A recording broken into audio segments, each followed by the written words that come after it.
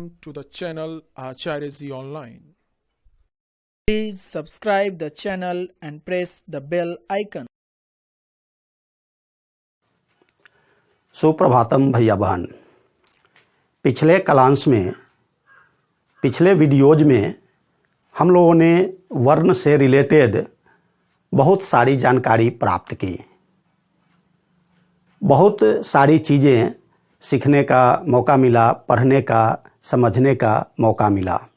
आज के क्लास में, आज के वीडियो में हम जानेंगे, समझेंगे कि जितने वर्ण हैं उन वर्णों का उच्चारण स्थान क्या है और उन वर्णों को हम दूसरे किन नामों से जानते हैं। तो आज का टॉपिक है वर्णों का उच्चारण स्थान। गौर करेंगे तो बहुत ज़्यादा स्पष्ट रूप से आप हमारे द्वारा बताई गई बातों को समझेंगे। तो विषय हो गए भैया बहन वर्णों के उच्चारण स्थान। आपके सुविधा के लिए हमने 3 कॉलम बनाया है, आप देख सकते हैं। एक कॉलम है जिसमें तमाम वर्णों की सूची है, यहाँ वर्ण एक कॉलम में लिखेंगे। दूसरा कॉलम हमने बनाया है उच्चारण स्थान, मतलब जो वर्ण है उनका उच्चारण स्थान कहाँ से है। और तीसरा कॉलम है नाम, मतलब कि जो उच्चारण स्थान है उसको हम किन नामों से जानते हैं। तो सबसे पहले हम देखेंगे कि अ, आ, कवर्ग, ह और विसर्ग, इनका उच्चारण कंठ से होता है।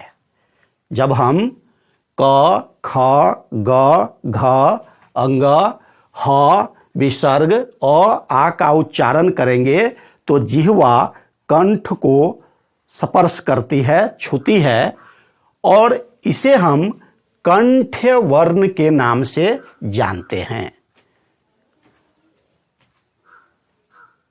दूसरे बिंदु में हम देखेंगे कि ह्रस्व ई, दीर्घ ई, चवर्ग, य और तालव्य स, इसका उच्चारण तालु से होता है और इसे हम तालव्य वर्ण के नाम से जानते हैं। तालु मतलब दांत के जो ऊपर का भाग होता है उसको हम तालु कहते हैं। जब आप इन वर्णों का उच्चारण करेंगे तो आप देखेंगे कि जिह्वा दांत के ऊपर का जो भाग है तालु उसको छूती है, स्पर्श करती है।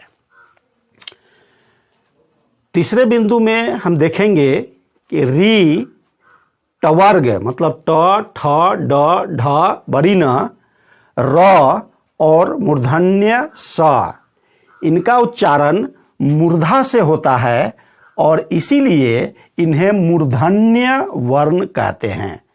अब दांत तो आप समझ गए, और दांत से ऊपर का जो भाग होता है उसको तालु कहते हैं, और तालु से जो ऊपर का भाग है और कंठ से पहले का भाग उसको हम मूर्धा कहते हैं। चौथा बिंदु है तवर्ग, मतलब त, थ, द, ध, न, ल और दंत्य स, इसका उच्चारण दंत से मतलब दांत से होता है। मतलब यहाँ जो है जिह्वा दांत को स्पर्श करती है, छूती है, और इसे दंत्य वर्ण कहते हैं। पांचवा बिंदु है ह्रस्व उ, दीर्घ उ और पवर्ग, मतलब प, फ, ब, भ, म, इनका उच्चारण स्थान ओष्ठ है। दोनों ओठों के परस्पर सटने से इन वर्णों का उच्चारण होता है, इसलिए इसे हम ओष्ठ्य वर्ण के नाम से जानते हैं। छठा बिंदु है ए और ऐ। यहाँ थोड़ा सा आप ध्यान देंगे, इनका उच्चारण कंठ और तालु दोनों के योग से होता है। मतलब जिह्वा कंठ को भी स्पर्श करती है और आंशिक रूप से तालु को भी स्पर्श करती है, इसीलिए हम इन्हें कंठ तालव्य वर्ण के नाम से जानते हैं। 7वां बिंदु है ओ और औ। इनका उच्चारण भी दो जगह से होता है, दो स्थानों से होता है, कंठ और ओष्ठ। मतलब यहाँ जिह्वा कंठ को और ओष्ठ को दोनों को स्पर्श करती है और इसीलिए हम इसे कंठोष्ठ वर्ण कहते हैं। उसके बाद अंतिम 8वां बिंदु है व। इसका उच्चारण स्थान भी दो है, मतलब दो स्थानों से ये उच्चरित होते हैं, दंत और ओष्ठ। मतलब यहाँ भी देखा जाता है कि व के उच्चारण में आंशिक रूप से जिह्वा दांत को और ओष्ठ को स्पर्श करती है और इसीलिए हम इसे दंतौष्ठ वर्ण कहते हैं।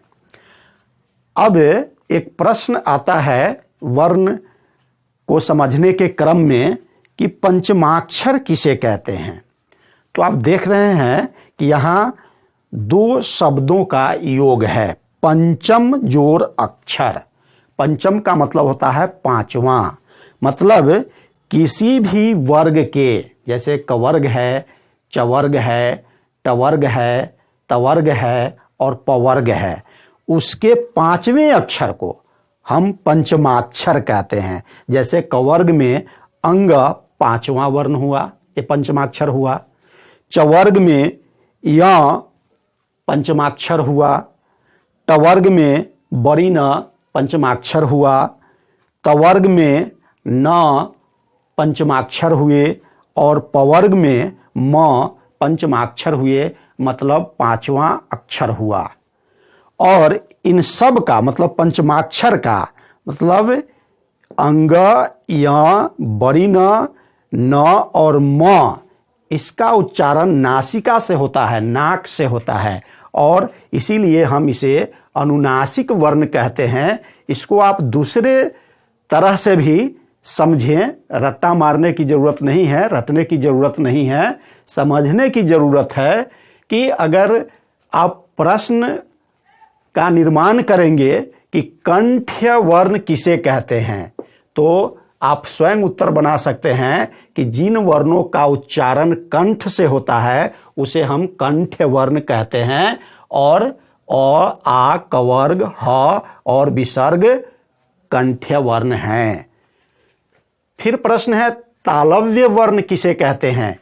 तो जिन वर्णों का उच्चारण तालु से होता है उसे तालव्य वर्ण कहते हैं।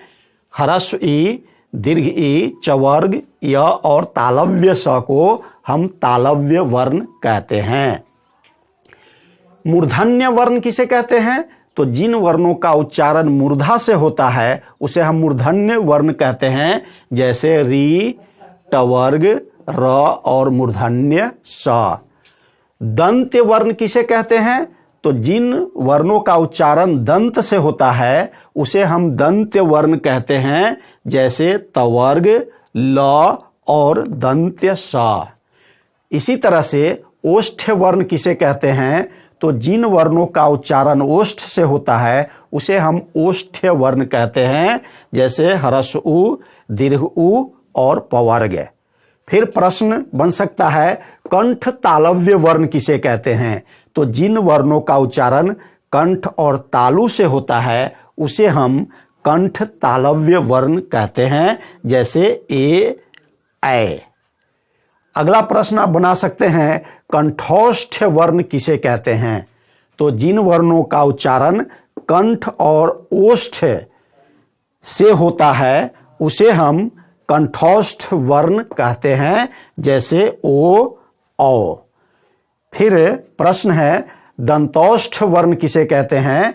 तो जिन वर्णों का उच्चारण दंत और ओष्ठ से होता है उसे हम दंतोष्ठ वर्ण कहते हैं। जैसे व। अंतिम प्रश्न है अनुनासिक वर्ण किसे कहते हैं। तो जिन वर्णों का उच्चारण नासिका से होता है, नाक से होता है, उसे हम अनुनासिक वर्ण कहते हैं। और अंग, या, बड़ी न, म, ये जो पंचमाक्षर हैं ये अनुनासिक वर्ण कहे जाते हैं, कहलाते हैं। तो शेष जानकारी के लिए हम अगले वीडियो में मिलेंगे, अगले क्लास में मिलेंगे। धन्यवाद।